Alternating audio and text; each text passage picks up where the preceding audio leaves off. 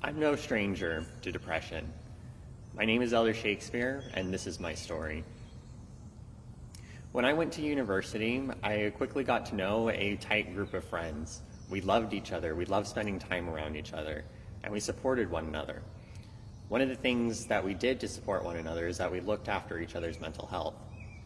In the process of so doing, we found out that one of our number was struggling a lot with her mental health. As the year progressed, I became more and more involved with trying to take care of her and help her to succeed while she was at college. There were many long walks around campus, talking, mulling things over, trying to find solutions to problems. There was screaming, and there were many tears. As the year went on, things eventually got to the point where I had to take this friend of mine to the emergency room twice within a 3-day period in order to put her on suicide watch. After that point, I started feeling down. I felt down for a little bit after that, but quickly rebounded thanks to the efforts of my friends and my ward members inside of my congregation. After college, I received my mission call to come here to California, San Jose, speaking Spanish. And for the first 3 months, it was fine. Sure, it was hard,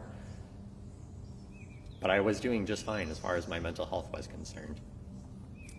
Then I received the call to train, and when my greenie came in, I realized that my greenie had very serious challenges with mental health as well.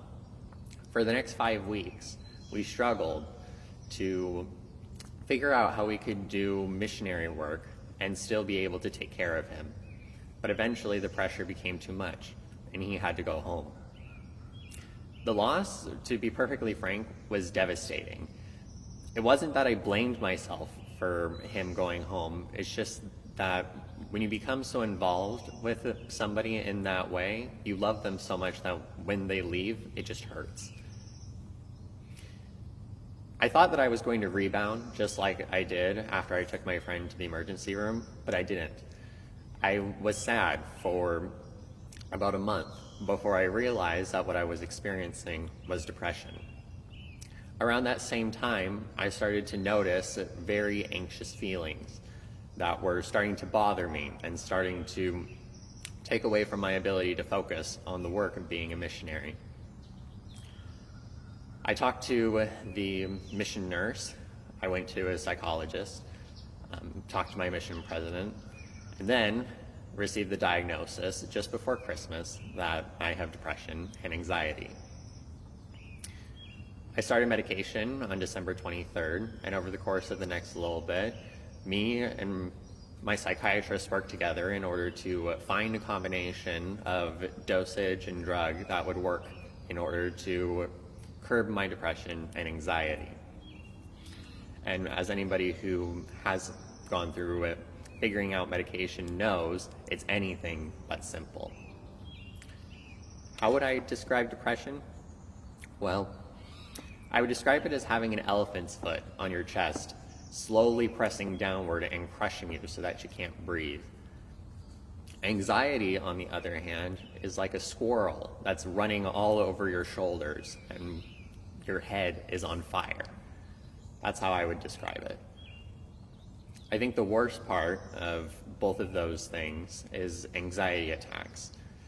They don't really have an explanation, they just come. And when they do, you feel like your thoughts are in a plane that's spiraling down to its death. And those happened when I was still suffering from my symptoms and also when I was starting my medication.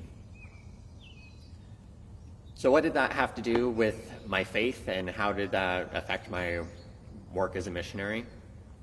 Well, I tried to not let it affect my missionary work. I remember many days when I would think to myself, I only have 3 more hours to go, and then I can go home and get in bed and go to sleep. I remember waking up and thinking, okay, it's just 1 more day, and then I can go back to sleep. That's all I ever wanted to do, was sleep, because everything else was just numb with that crushing sensation, and I just wanted it to go away. I didn't really let myself take breaks that much. I always was trying to push myself, always trying to do what I could in order to be a contributing member to our companionship. And I would say that I did okay. Maybe my companion at the time would have said otherwise. But that doesn't change the fact that when you're having an anxiety attack, you can't do anything. I remember one attack in particular. It was in the morning while we were doing our studies. And the only thing that I could do was kneel at the side of my bed and pray. And it wasn't necessarily words, it was just feelings of being overwhelmed, of not knowing what to do, of praying for strength, praying to be heard. If you don't know, when Jesus Christ approached his last week on earth, he spent that time inside of Jerusalem right before the Passover.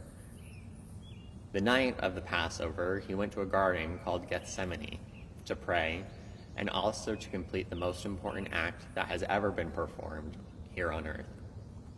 That act and that sacrifice we call the atonement.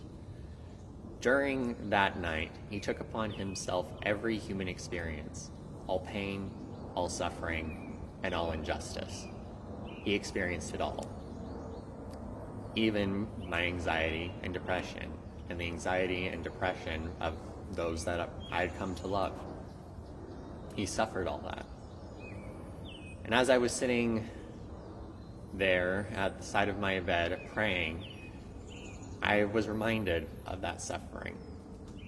And though my suffering doesn't compare to his, one of the things that brought me great comfort was to know that even though Jesus Christ was perfect, lived a sinless life, and never made a mistake, he still suffered. And so, if I was here on earth as an imperfect human being, making mistakes and trying to do better, I could suffer a little too. Eventually, things did get better. We figured out my dosage for medication, and from there, things leveled out. At the end of March, I finished my counseling that I had been in since the beginning of my mission. And as of right now, things are going okay. I know that depression and anxiety might be a part of my life for the rest of my life, and I'm willing to accept that. However, I have to say that struggling with depression and anxiety as a missionary has deepened my relationship to Jesus Christ. I know who he is more because of that suffering that I had to go through. I have more compassion for others because I know what they're feeling. And over and through it all, I know that Jesus Christ knows who I am and knows what I'm going through. If you or someone you love is struggling with the mental health challenges, I get that. I totally get that, and I know it's hard. But I do want to promise you, as a representative of Jesus Christ, that he knows what you're feeling. And because he knows what you're feeling, he has the power to heal you, to succor you, and to help you get through it all.